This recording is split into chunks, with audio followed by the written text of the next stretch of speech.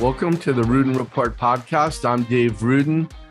We've talked a lot the last week or two about Darien, Canaan girls lacrosse, and we also had a big boys lacrosse Darien, Canaan meeting yesterday, the annual showdown. And as always, it was an interesting game. Canaan took off to a 6-3 lead, and then for about a half hour didn't score as Darien put 8 straight goals together on its way to an 11-7 win. And joining me right now to talk about the game, the season, and some other more important things I want to talk with him about is Blue Wave coach Jeff Brameier. Jeff, good to see you. Thanks a lot for taking the time. No problem. Glad to be a part of it. All right, let's first yesterday's game. It was kind of a tale of two games. A little sloppy play early, and you fell behind 6-3, and then no more sloppiness, real good defensive play, and you won somewhat comfortably. Yeah, I guess you could say, there's never a true comfort zone, but it was clearly a good second half. And we sort of had to, I use this term, weather the storm, in the first half and get through our whether it was nervous jitters or too much adrenaline kicking in or, young kids just, feeling the pressure of a big game. I'm not sure, because we've been in many big games already this year, and we just didn't perform up to what I think we're capable of. And you got to tip your hat to New Canaan in the first half. They came out smoking and, put in 2 quick goals on us. And, sometimes kids start to panic there. But, fortunately, we recovered from it and did fine. That and it's kind of been a roller coaster season for you guys so far. That kind of the way you envision this team's capable of playing, if you can get a little bit more consistent as the season develops. I thought that we're at the halfway, a little past the halfway part. Yeah, we got 5 regular season games left. Our out of our 16 game total, I think we've played a lot of great lacrosse. But we've also played some really shaky quarters. And some of it is attributed to the level of play that we're playing against, and yesterday was no different. New Canaan has some quality kids. The Crowell kid stepped up and scored 4 goals on us, and he's an excellent snap shooter with great range and good dodging ability. And we've had a struggle with the face-off X. And New Canaan has two great kids there, and I thought our kid did a better job yesterday than we've had all year. So hopefully he's starting to gain some confidence and technique and get better. He's only a year into the position, so it's it's kind of a learning by fire, so to speak.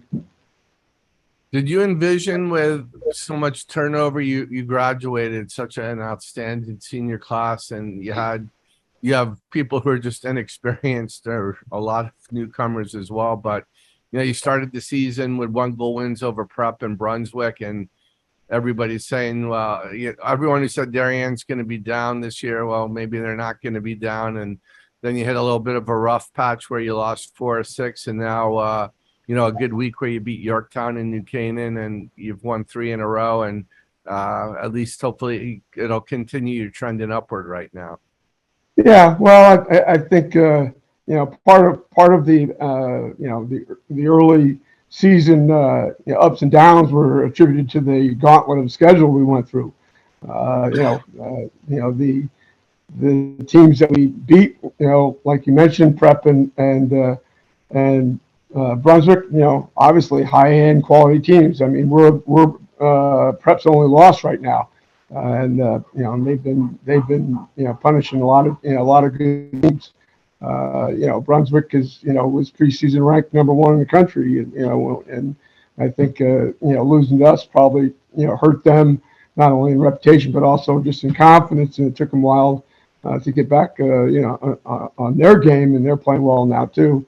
But two of our losses, came to teams that are still undefeated in Manhasset and St. Anthony's, two of the top teams in the country. St. Anthony's is ranked, in most of the national polls as the number one team. So, you kind of look at that and say, well, we are young, and yeah, we did graduate a great class, but usually, in Darien, we have, somebody, waiting for their turn, and this year we do, but they're younger, and it's going to take, taking some time to get them ready, but make no excuses, it's what it is, you just, there's going to, we've been fortunate to have been on a great roll in the last 10 years, and and not hit any of those swoons where we didn't have, strength coming back as much.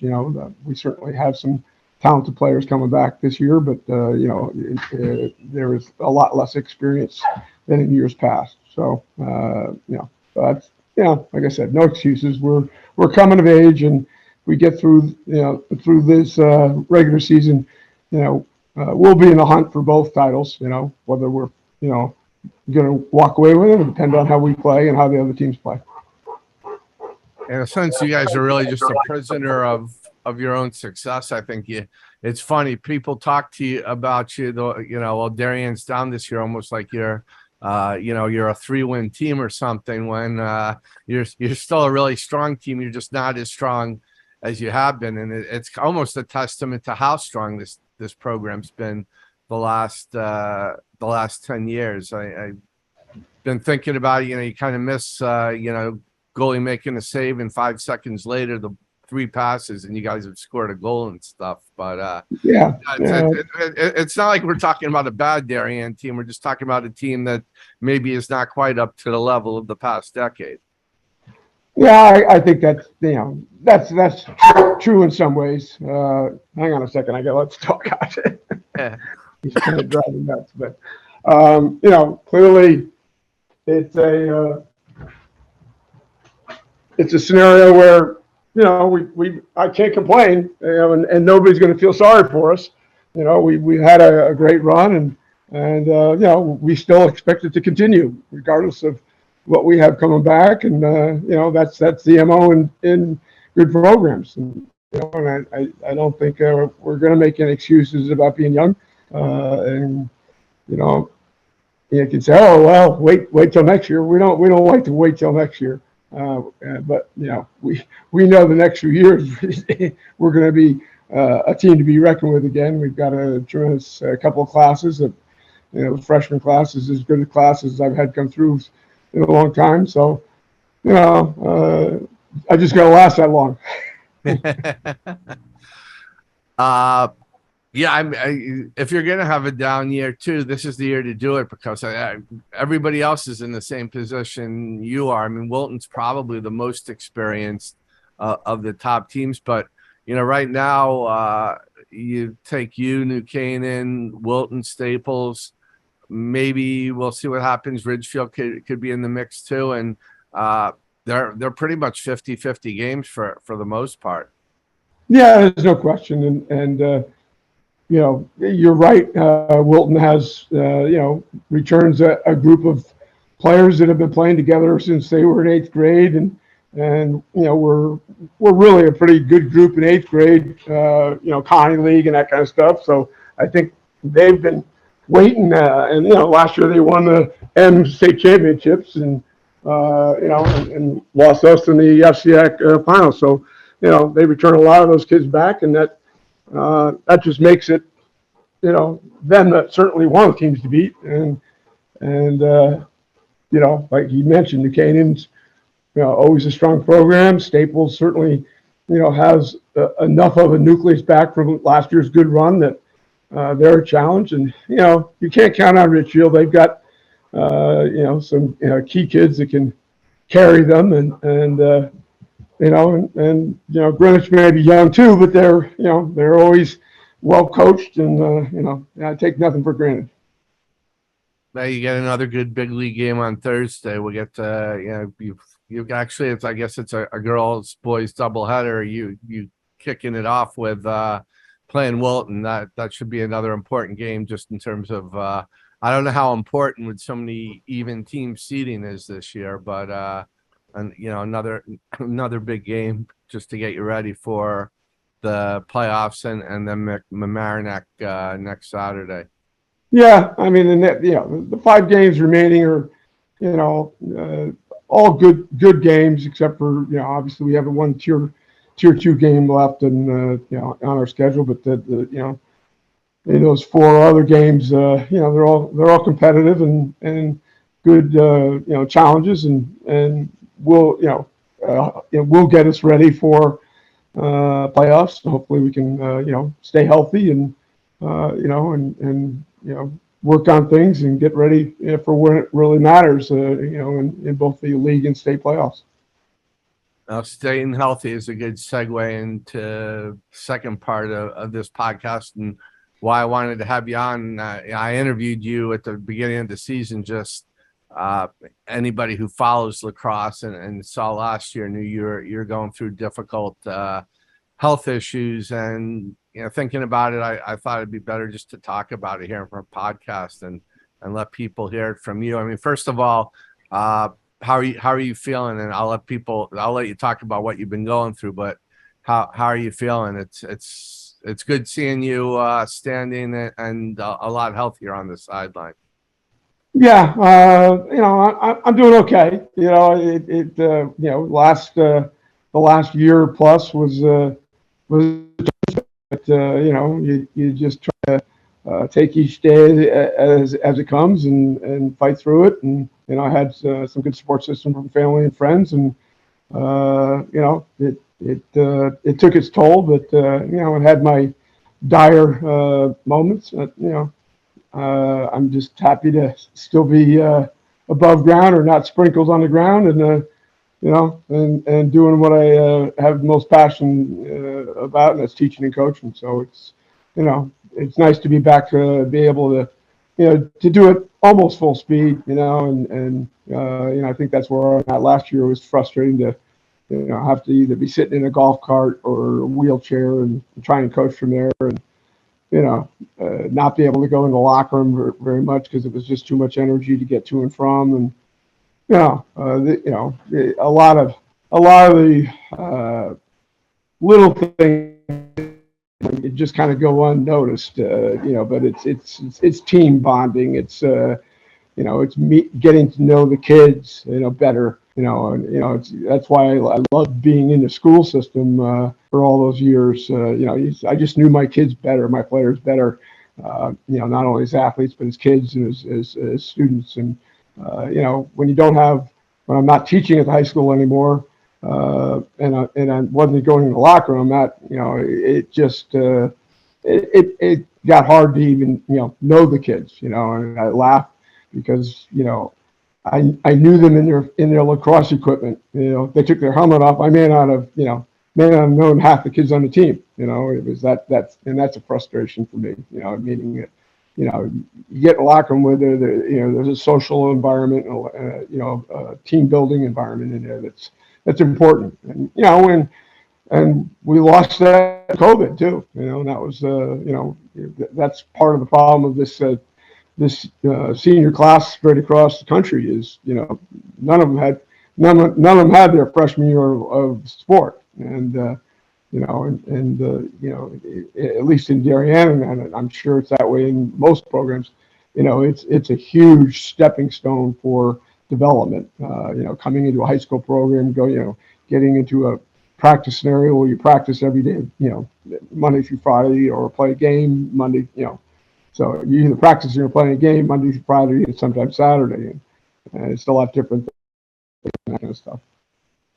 I don't know. I don't think anything really has been publicized about what you went through. And obviously, we in the media wanted to respect your privacy last year. But I'll let you, just because everybody would ask who saw saw you for the first time and would see you on the sideline in a wheelchair.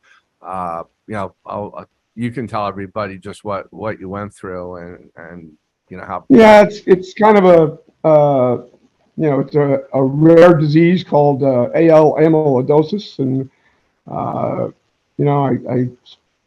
I had been going through some health issues that we couldn't figure out what it was. It took over 2 years to diagnose me, and that was the frustrating part in itself. When I finally got diagnosed with it, it was like I didn't even know what it was. Until I came home and Googled it on the internet. And I knew it was serious with the way the doctor was, doctor who diagnosed it was, talking to me, just by the look on her face. So when I got home, I was like, this is this is probably more than I expected. And I began I began a chemo treatment, although it's not a cancer. It's treated similar to cancer. So I was starting in November of 2021. I had a major chemo treatment began, and had some serious issues due to that became at a couple of points in time somewhat life-threatening, but survived it. And spent a couple of weeks in the hospital at Thanksgiving in 21 and then Christmas in 21, and when I got out, they wanted to put me in some kind of rehab facility. I said, no, I'm not doing that. I've seen people go into those places and die. So, I came home and had some people take care of me here a little bit, and had my dog's company, and it was a lot better. But I had the goal of trying to get ready to be able to at least go and coach. At that point, I wasn't able to teach. I was pretty much either couch ridden or bedridden. As you saw last year, I went to practice at about 2:30, and it lasted for about 2.5 hours, and came home. And that was to get me out of the house. And there were days where I wasn't feeling well enough to go, and I didn't coach. I missed. I didn't go to a couple of games, but for the most part, I was able to coach. I wouldn't say I was myself coaching, but I was at least on the field, and I had a great staff.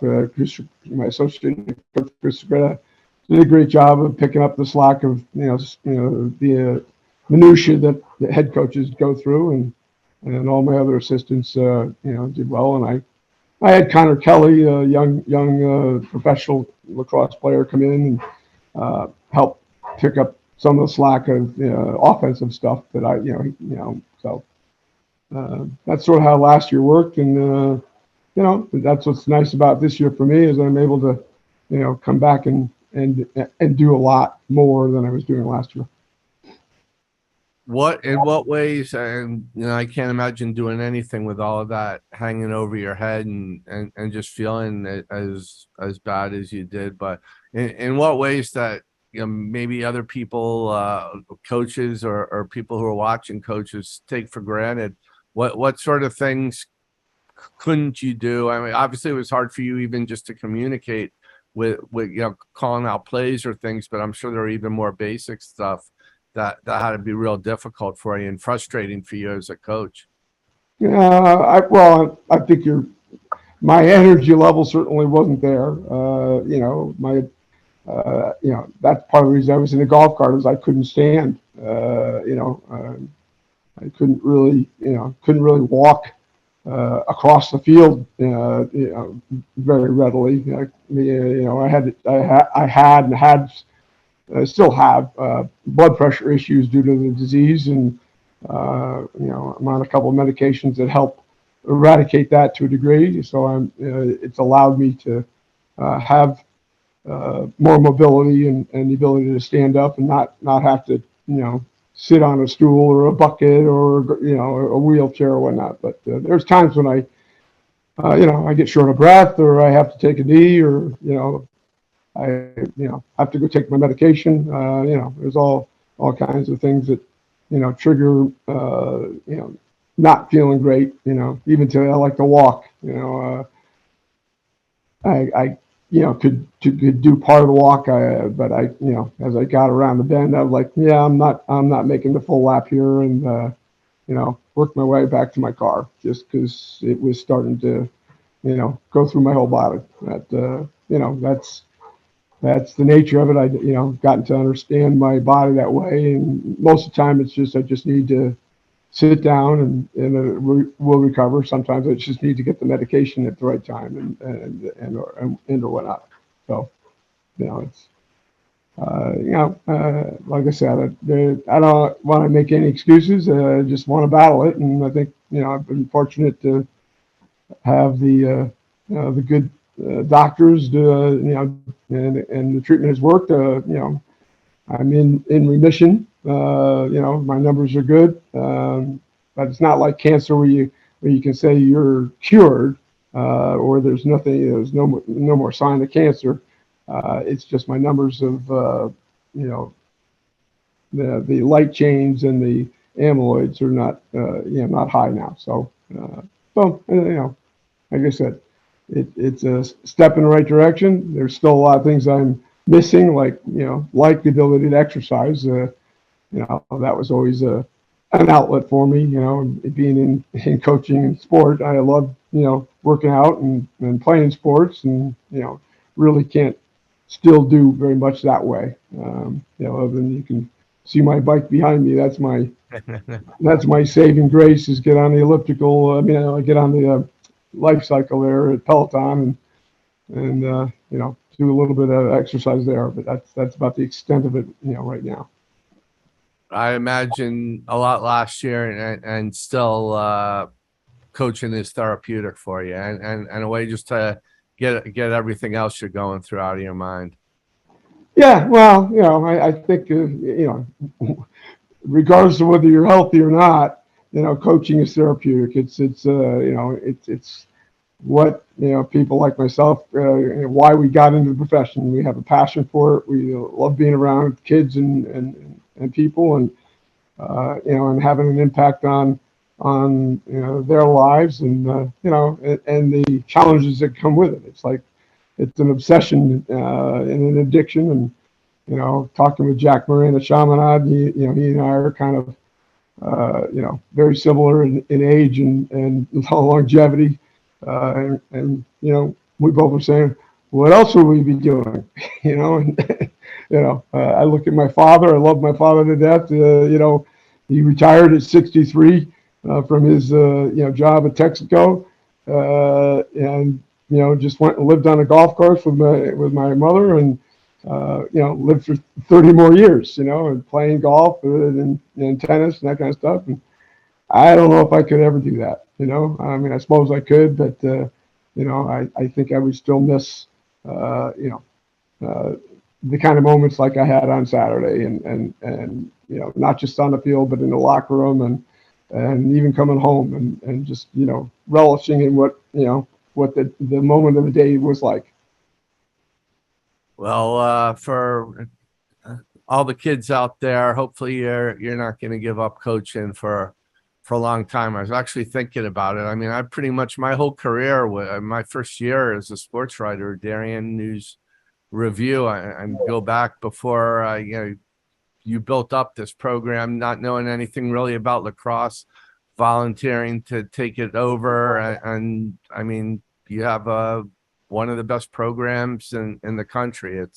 It's pretty cool what you've done, and it's been pretty cool to watch you do it from beginning to where you are now. So Jeff, thanks a lot for taking the time. You're one of the real good guys we get to cover in the FCX. I wish you success the rest of the way this year, and much more importantly, good health rest of the year, and for a long time after.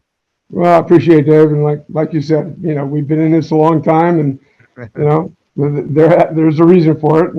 We enjoy it, and the camaraderie between reporters and coaches and players is obvious. And we're all in it for the betterment of the kids and and what it is, and Darien for me is just, I grew up in the town and it's been a great community for me, and I love giving back to it, and they've certainly given me a lot. So, What was your first year as coach? my first, well, I graduated from UConn and started teaching in fall of '77. So I coached football and coached football. You got a little on me there. So my first game I covered was Darien Greenwich State Field Hockey Championship in 1982, and I'd never seen a field hockey game in myself. Well, So it's been a fun ride, and like I said, a lot of it's been with you, and that's a fun part too. well, great. I mean, like you said, seeing new sports. You talk about sports that you never done. For me, lacrosse was just one of the many that I got to coach that I'd never done. I did girls gymnastics and girls track in my early years at the junior high level. It's like, what am I doing here? But it's all part of teaching really, and that's, if you're a good teacher, you can teach anything. And that's what I kind of go by. But you got to be a workaholic too, to learn the little nuances of it. But I appreciate you having me on, Dave. I know you got to get running, and we'll hopefully see you a lot in the next month or so. I hope so. So that's this episode of the Ruden Report podcast. Again, I want to thank my guest, Darien Boys Lacrosse coach Jeff Brameier. I want to thank Cooper Boardman for his sound editing. And we'll be back with an episode real soon.